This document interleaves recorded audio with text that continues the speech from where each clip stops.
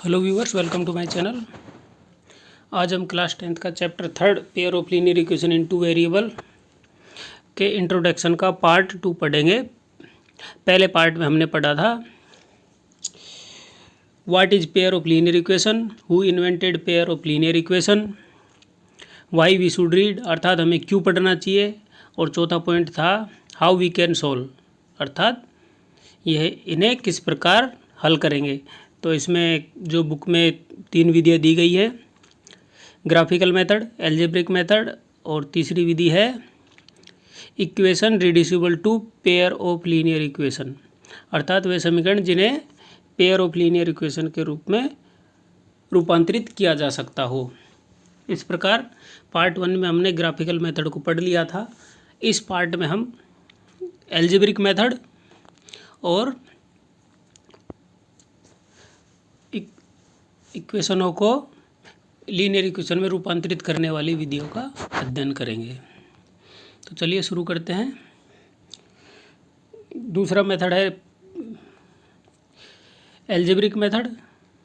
इसमें 3 पार्ट हैं algebraic method के भी।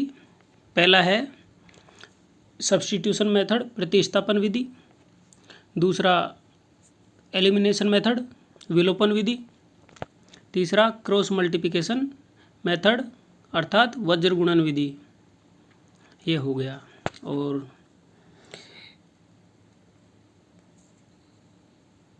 समीकरणों को पेयर ऑफ लीनियर इक्वेशन में रूपांतरित करने की विधि ये हमारा 3rd विधि रहेगी। तो हम एल्जेब्रिक मेथड में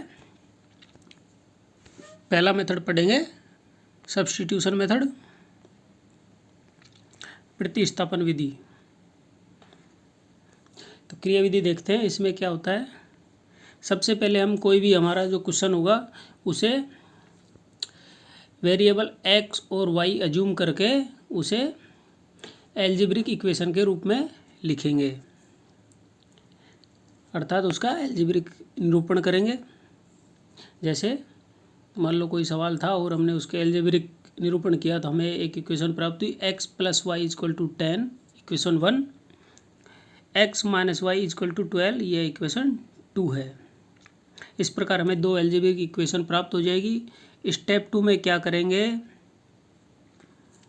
हम किसी भी एक इक्वेशन को, इक्वेशन 1 या इक्वेशन 2 को लेंगे और उसे 1 वेरिएबल टर्म में लिख लेंगे अर्थात उसमें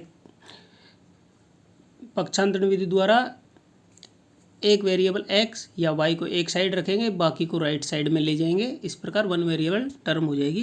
ये देखिए इस प्रकार x - y = 12, ये इक्वेशन 2 लिया हमने, इसे 1 वेरिएबल टर्म में लिखेंगे तो आएगा x = 12 + y। ये हमारी 1 वेरिएबल वाली इक्वेशन हो गई। इसे नाम दे दिया हमने इक्वेशन 3rd। अब स्टेप 3rd में क्या करेंगे, हम ये प्रतिस्थापन विधि से किया ऐसा। स्टेप 3rd में हम करेंगे x का मान को हम समीकरण 1 में प्रतिस्थापित करेंगे। Substitute the value of x in equation 1 करते हैं। हमें x का मान क्या मिला, x का मान था x = 12 + y, हमने x की जगह रखा, plus y = 10, then 12 + y = 10, then 12y + 2y = 10, hence 2y = 10 - 12, then y = -1। इस प्रकार हमें y का मान प्राप्त हुआ -1। अब हम स्टेप 4 में क्या करेंगे, y के मान को हम इक्वेशन 3rd में रखेंगे। इक्वेशन 3rd क्या है, 1 वेरिएबल वाली इक्वेशन है। ये x = 12 + y था, y का मान हमारे पास क्या है -1 तो रखा। इस प्रकार हमें x = क्या प्राप्त हुआ, 11। अब हमें x और y के मान प्राप्त हुए, x = 11 एंड y = -1। इस प्रकार हमें x और y के मान प्राप्त हुए। अब हम इन मानों की पुष्टि करेंगे कि ये सही है या नहीं है। इसके लिए हम क्या करेंगे, इन मानों को समीकरण 1 या 2 में एक्स और वाई की जगह रख के देखेंगे, एक्स के मान को एक्स की जगह और वाई के मान को वाई की जगह रख के देखेंगे। यदि ये दोनों मान इक्वेशन 1 और इक्वेशन 2 को सेटिस्फाई करते हैं तो हमारे निकाले हुए मान बिल्कुल ठीक है। तो हम देखते हैं, ये इक्वेशन 1 है, इसमें x का मान 11 रखा, y का मान -1 रखा, इक्वल टू 10। 11 में से 1 गया तो 10 बचा। इस प्रकार 10 इक्वल टू 10 ये इक्वेशन 1 में रखने पर हमारी कंडीशन प्रूव हो रही है। इसी प्रकार इक्वेशन 2 में रखेंगे, देखिए 11 माइनस y का मान -1 इक्वल टू 12। 11 और 1 को जोड़ेंगे तो 12 हो गया, 12 इक्वल टू 12। इस प्रकार ये भी हमारा इक्वेशन 2 भी सेटिस्फाई हो रहा है। इस प्रकार हम कह सकते हैं कि हमारे जो प्रतिस्थापन विधि से हमने x और y के मान प्राप्त किए हैं वो सही है। ठीक है, अब हम आगे देखते हैं। ये हमारा प्रतिस्थापन विधि से निकाले हुए मान है, बड़ी आसान है साथियों, कोई ऐसी प्रॉब्लम है नहीं इसमें। अब हम दूसरी विधि देखते हैं, विलोपन विधि अर्थात एलिमिनेशन मेथड। इसकी क्रिया विधि देखते हैं। इसमें क्या करते हैं हम, सबसे पहले कि हम इसमें जो 2 वेरिएबल टर्म होती है लीनियर इक्वेशन की, उसमें किसी एक वेरिएबल को विलुप्त कर देते हैं, अर्थात उसको काट देते हैं। समझ गए? इसको ऐसे समझिए, ये हमारी क्रिया विधि है। सबसे पहले हम क्या करेंगे, एक उदाहरण की सहायता से देखते हैं। हमने एक एग्जाम्पल लिया, एग्जाम्पल 11 है हमारी बुक का।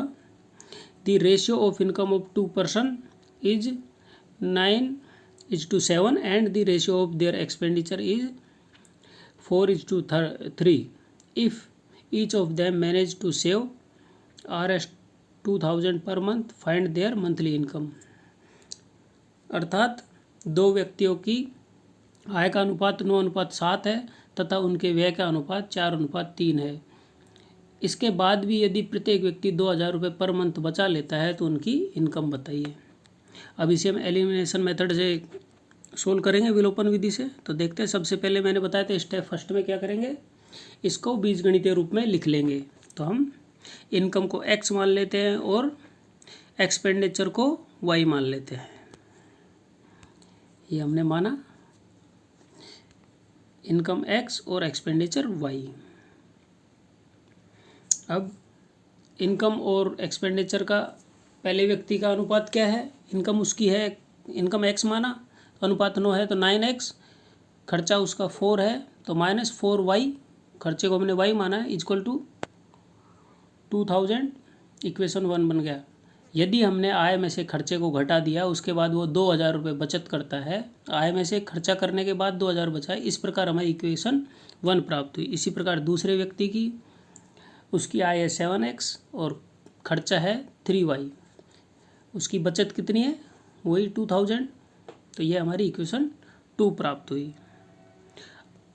अब इन दोनों इक्वेशन में स्टेप 2 में क्या करेंगे, ये हमें एल्जेब्रिक इक्वेशन प्राप्त हुई। अब हम स्टेप 2 में क्या करेंगे, एक सूटेबल न्यूमेरिक नंबर से इनको दोनों इक्वेशनों को मल्टीप्लाई करेंगे, जिससे कि कोई एक वेरिएबल न्यूमेरिकली इक्वल हो जाए। तो हम इसमें क्या करेंगे, y को न्यूमेरिकली इक्वल करने के लिए इक्वेशन 1 को 3 से करेंगे, मल्टीप्लाई करेंगे, और इक्वेशन 2 को 4 से मल्टीप्लाई करेंगे।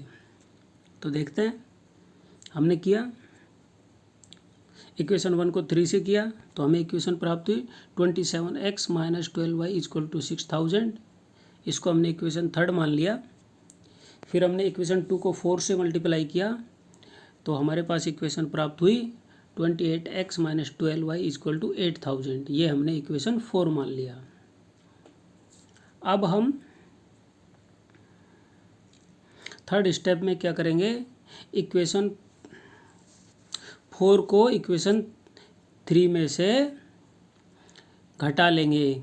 क्यों घटा लेंगे, क्योंकि हमें y को एलिमिनेट करना है, क्योंकि न्यूमेरिकली y के मान दोनों बराबर हैं, तो समीकरण 3 में से समीकरण 4 को घटाएंगे तो हमारे पास y 12y से 12y कट हो जाएगा, तो वन वेरिएबल टर्म प्राप्त होगी इस प्रकार 27x minus 12y is equal to 6000, equation two 28x minus 12y is equal to 8000। इनको दोनों को घटाएंगे तो साइन चेंज हुए, 27x माइनस 28x, तो हमारे पास आया माइनस ये 12y से 12y कैंसिल हो गए, तो minus x is equal to minus 2000। इस प्रकार ये क्या हो गया, वन वेरिएबल इक्वेशन प्राप्त हुई। अब हम स्टेप 4 में क्या करेंगे, x को और सोल्व करेंगे और x का मान हमें प्राप्त हो गया 2000। अब स्टेप 5 में क्या करेंगे, हम x की वैल्यू को इक्वेशन 1 में सब्सटीट्यूट करेंगे। इक्वेशन 1 है हमारी 9x minus 4y is equal to 2000। इसमें हमने x का मान सब्सटीट्यूट किया तो हमारे पास y का मान प्राप्त हुआ 4000। इस प्रकार हमें y इजकल टू 4000 और x क्या था 2000। तो सॉल्यूशन ऑफ दिस इक्वेशन क्या होगा, x का मान 2000 और y का मान 4000। देयरफॉर रेशियो ऑफ इनकम क्या है 9:7। Then we assume income is x, expenditure is y। x माना तो x की जगह हम क्या रखेंगे 2000। तो हमारी दोनों व्यक्तियों की इनकम हो गई 18,000 इज टू 14,000। इस प्रकार monthly income of person are 18,000 and 14,000। इस प्रकार हम विलोपन विधि से उक्त सवाल को सोल्व करते हैं। बड़ी आसान है, इसमें किसी भी तरह की कोई प्रॉब्लम नहीं है। इसको एक बार हम फिर रिमाइंड करके देखते हैं हमने क्या क्या किया। सबसे पहले हमने क्या किया, जो भी हमारा क्वेश्चन था उसको एल्जेब्रिक रूप में लिखा। उसके बाद हमने क्या किया, किसी भी कांस्टेंट से, सूटेबल कांस्टेंट से दोनों इक्वेशनों को सोल्व किया, जिससे किसी एक वेरिएबल को इक्वल बनाने के लिए हमने दोनों इक्वेशनों को किसी भी उचित न्यूमेरिकल नंबर से मल्टीप्लाई किया। तो हमारे एक वेरिएबल x या y कोई भी दोनों इक्वेशनों में बराबर हो गया था। जैसे हमने देखा 12y हो गया था। स्टेप 3 में फिर हमने क्या किया, इक्वेशन 1 या 2 में से एक घटाया या जोड़ा। जोड़ने के बाद हमें वन वेरिएबल टर्म प्राप्त हुई। वन वेरिएबल टर्म प्राप्त हुई तो हम क्या किए, स्टेप 4 पे आए। स्टेप 4 में क्या देखा हमने, यदि हमें वन वेरिएबल टर्म प्राप्त हुई तो हमें x या y का मान प्राप्त हो जाएगा। पर यदि हमें वन वेरिएबल टर्म प्राप्त नहीं हुई, हमें क्या हुआ, दोनों वेरिएबल का मान 0 हो गया, या दोनों वेरिएबल का मान 0 हो गया और इक्वल टू में जो कांस्टेंट वैल्यू है वो भी 0 हो गई। तो हमारी कंडीशन क्या होगी, कंडीशन मीन्स स्टेटमेंट हमारा क्या होगा, ट्रू होगा।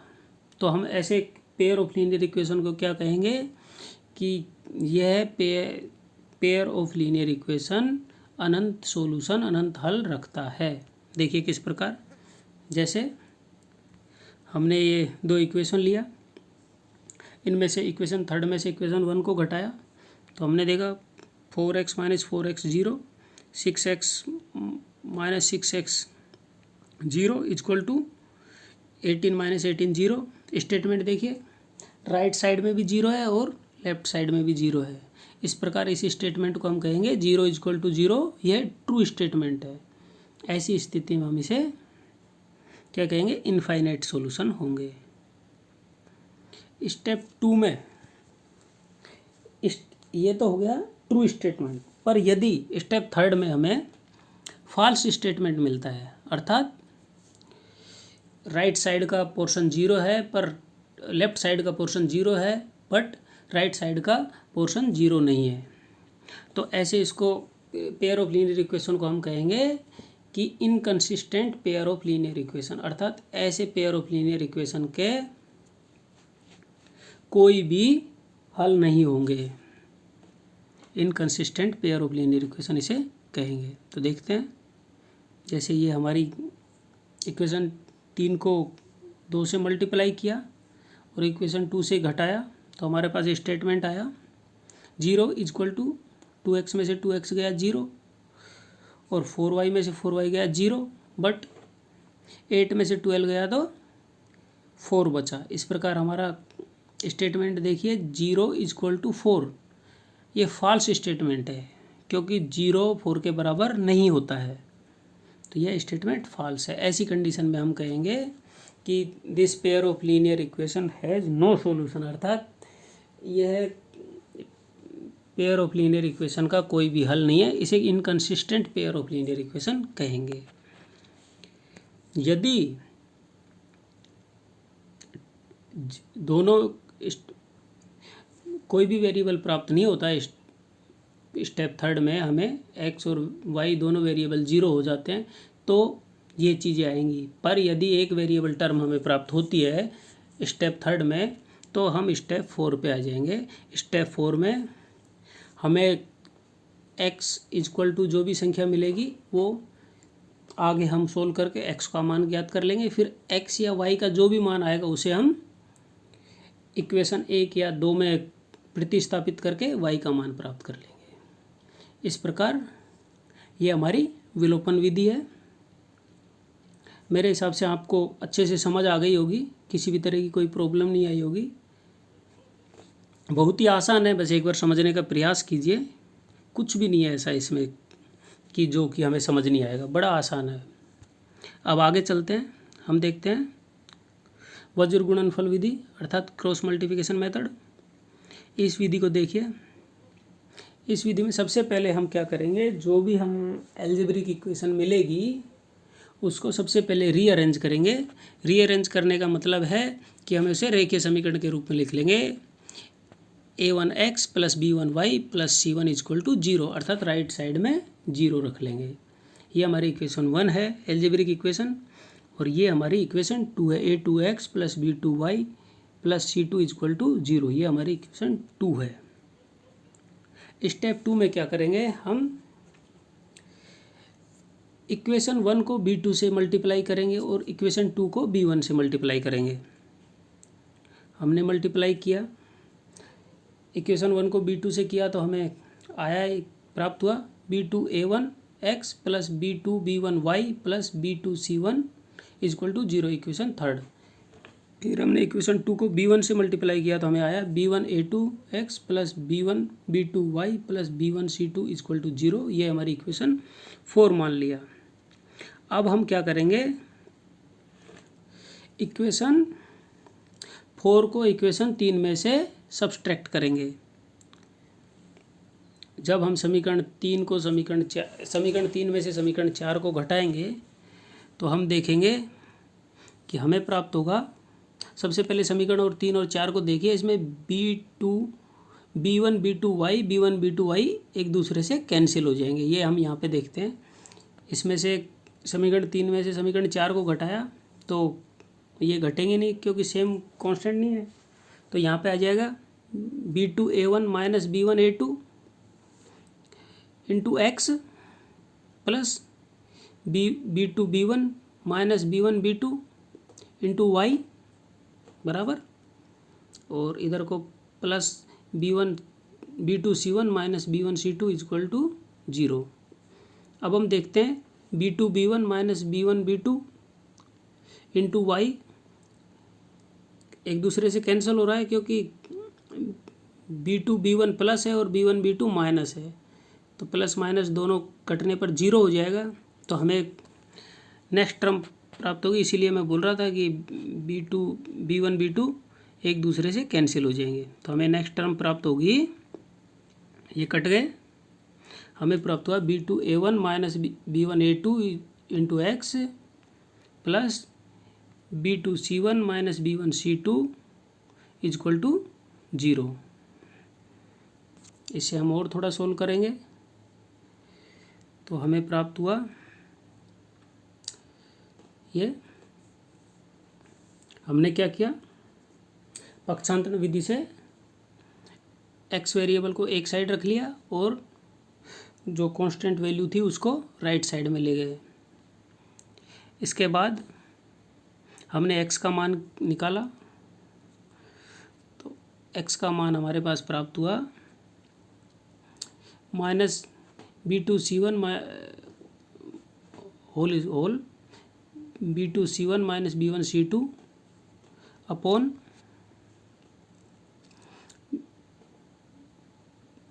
b2a1 - b1a2, ये आ गया। इसके बाद इसको बाहर जो माइनस का साइन है इससे मल्टीप्लाई करना पड़ेगा तो हमें x की वैल्यू प्राप्त होती है b1c2, क्योंकि प्लस हो जाएगा b1c2 माइनस से माइनस होगा तो इसको आगे रख लिया b1c2 - b2c1 upon b2a1 - b1a2, ये हमारी x की वैल्यू प्राप्त हुई। अब हम x की वैल्यू को इसमें जो हमारी बुक में दिया हुआ है कि a1 b2 - a2 b1 not equal to 0, अर्थात यह 0 नहीं है। अब हम x की वैल्यू को इसको इक्वेशन x के मान को हम इक्वेशन 5 मान लेते हैं 1 वेरिएबल टर्म में। x के मान को हम समीकरण 1 या 2 में प्रतिस्थापित करते हैं तो हमें y की वैल्यू प्राप्त होती है c1a2 - c2a1 upon a1b2 - a2b1, ये हमने इक्वेशन 6 मान लिया। इस प्रकार हमें x और y के मान प्राप्त हो गए। अब हम क्या करेंगे, हमने x के मान को लिख लिया, x इक्वल टू यही था तो इसको x को हम 1/x लिख सकते हैं, कोई प्रॉब्लम नहीं है। 1/x equal to b1c2 - b2c1 upon a1b2 - a2b1। ये x/1 है, गलती से मैंने इसको 1/x बोल दिया, अर्थात इसे x/1 मानिए। इसी प्रकार हम y के मान को रख लेंगे, y/1 equal to c1a2 - c2a1 upon a1b2 - a2b1। ये साथियों बड़ा सिंपल है, जब आप सोल्व करोगे तो कोई भी तरह की प्रॉब्लम नहीं है, बड़ा सिंपल है। ये देखने में ही कठिन जैसा लगता है पर इसमें ऐसी कोई प्रॉब्लम है ही नहीं। आप जब पढ़ोगे ना तो बड़ा आसान लगेगा। इसको हमने सोल्व किया तो वज्र गुणन के से हमें x का मान क्या प्राप्त हुआ, x upon b1c2 - b2c1 equal to 1 को वज्र गुणन से ऊपर ले जाएंगे तो 1/a1b2 - a2b1। इसी प्रकार y का मान प्राप्त करेंगे तो y अपॉन c1a2 - c2a1, इसी प्रकार 1 अपॉन क्या आएगा a1b2 - a2b1। अब हम देखेंगे जो कांस्टेंट टर्म है 1/a1b2 - a2b1 वो y के साथ भी सेम है और x के साथ भी सेम है, तो क्यों ना हम इसको एक ही टर्म लिख लें। Then x upon b1c2 - b2c1 equal to y upon c1a2 - c2a1 बराबर। अब इन दोनों में से एक टर्म को लिख लेते हैं, क्योंकि इक्वल टू बराबर तो है ही, जब इसके बराबर y के बराबर है तो x के बराबर भी होगा, क्योंकि दोनों सेम है, ये भी y के बराबर होगा। तो हमने लिखा 1/a1b2 - a2b1। इस प्रकार हमें वज्र गुणनफल विधि से x और y के मान प्राप्त हो जाते हैं। अब इसे हम याद करने के लिए एक सिंपल मेथड जो बुक में दिया उसे लिखेंगे। सबसे पहले x, y और 1 लिख लेंगे, इसके बाद क्रॉस के निशान बनाएंगे, 3 बना दिए। इसके बाद क्या करेंगे, हम x के नीचे लिखेंगे b1c1 और इधर को लिखेंगे आगे वाली टर्म में A1 B1। इसी प्रकार नीचे लिखेंगे B2 C1, B2 C2 sorry, और A2 B2। इस प्रकार हम इसे आसानी से ज्ञात कर सकते हैं। अब देखिए हम x का मान देखते हैं। x इक्वल टू क्या आएगा, ऊपर से देखते हैं B1 C2 minus B2 C1। पहली टर्म किसे लेंगे, जो नीचे की तरफ एरो का निशान आ रहा है, फिर माइनस लगा के जो ऊपर की तरफ जा रहा है उसको उस वाली टर्म को लेंगे। तो पहली टर्म देखिए B1 C2, फिर माइनस B2 C1, x का मान आ गया। फिर y का मान इसी प्रकार देखेंगे हम, C1 A2, फिर माइनस का निशान लगाएंगे, ऊपर वाले एरो की तरफ जाएंगे, C2 A1 बराबर y का मान भी आ गया, ऊपर देख लीजिए। इसी प्रकार कांस्टेंट टर्म का देखेंगे 1 अपॉन A1 B2 माइनस का निशान लगाएंगे, ऊपर एरो की तरफ जाएंगे तो माइनस A2 B1। इस प्रकार हम वज्र गुणनफल विधि से भी पेयर ऑफ लीनियर इक्वेशन को आसानी से सोल्व कर लेंगे। अब हम देखते हैं जब हमारे गुणांक दोनों इक्वेशनों के, जैसे वेरिएबल x के गुणांक हो गए A1 upon A2, variable y के हो गए B1 अपॉन B2, नहीं, तो इस प्रकार जब A1 upon A2 not equal to B1 upon B2 होता है, तो ऐसी स्थिति में हम क्या कहेंगे कि यह पेयर ऑफ लीनियर इक्वेशन एक अद्वितीय हल रखता है, अर्थात एक यूनिक सॉल्यूशन रखता है। इसे हम constant pair of linear equation कहेंगे।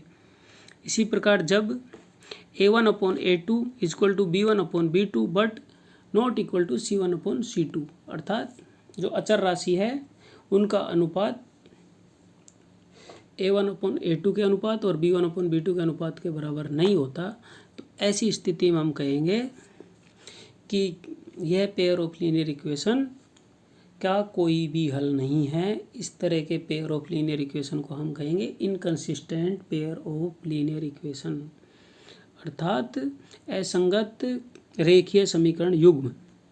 इसी प्रकार जब A1 upon A2 equal to B1 upon B2 equal to C1 upon C2 होता है, जब हम कहेंगे कि यह पेयर ऑफ लीनियर इक्वेशन के अनंत सॉल्यूशन है, अर्थात इसे consistent but dependent pair of linear equation कहेंगे। इस प्रकार हम इन तीनों विधियों से, बीजगणितीय तीनों विधियों से सवालों को सोल्व करना सीखे। अब हम रेखीय समीकरणों को हल करने की तीसरी और आखिरी विधि का अध्ययन करेंगे।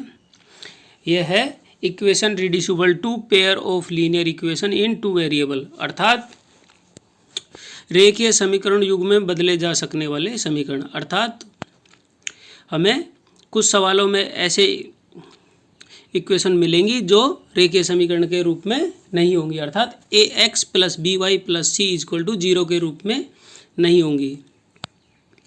तो इसे समझने के लिए हम हमारी बुक का एग्जाम्पल 17 लेते हैं। हमारी एग्जाम्पल के जो रेखीय समीकरण ये इक्वेशन है वो है 2 upon x plus 3 upon y equal to 13, ये इक्वेशन 1 है।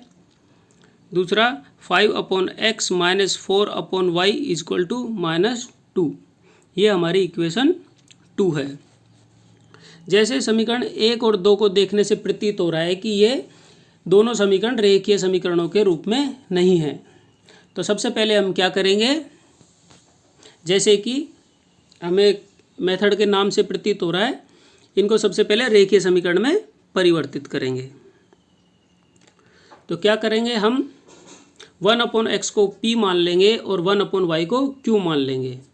तो इस प्रकार हमें समीकरण 1 बन जाएगी 2p plus 3q equal to 13, इसे हम इक्वेशन 3 मान लेंगे।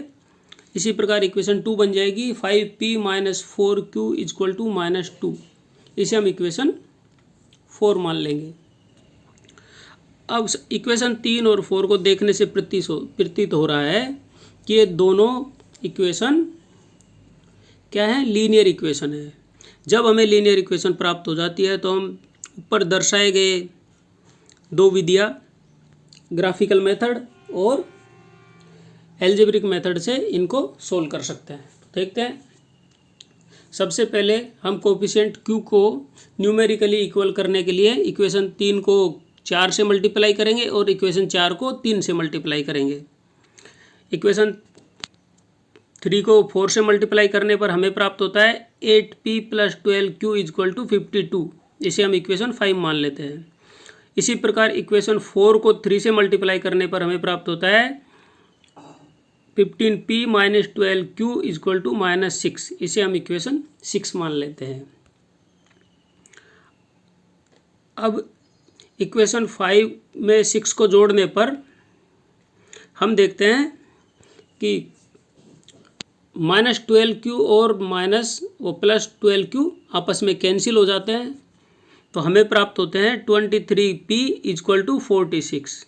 Then p = 46/23 = 2।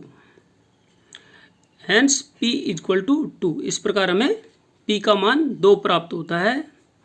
अब हम p के मान को इक्वेशन 3 में प्रतिस्थापित करेंगे तो हमें प्राप्त होता है 2, p की जगह हमने रखा 2 + 3q = 13। Then 3q = 13 - 4। Then q = 9/3 = 3। इस प्रकार q का मान हमें 3 प्राप्त होता है और p का मान हमें